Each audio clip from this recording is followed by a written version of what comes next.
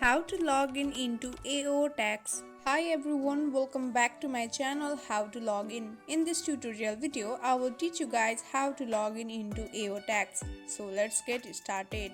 Firstly, make sure that you have a stable internet connection and now open any browser you have. For example, I will use Safari.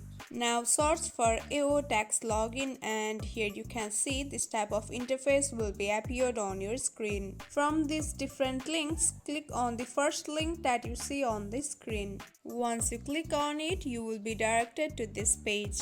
Now scroll down a little bit and here you can see there is the space where you can enter your email address and password in order to log in. So simply enter your email address and password and tap on login in order to log in into your account. But if you don't have an account, you can click on that don't have an account option. So that's it. In this simple way you can log in into AO Tax. I hope this tutorial was helpful. Don't forget to drop a like and subscribe to my channel. We'll meet you on next video. Till then, stay tuned. Bye bye.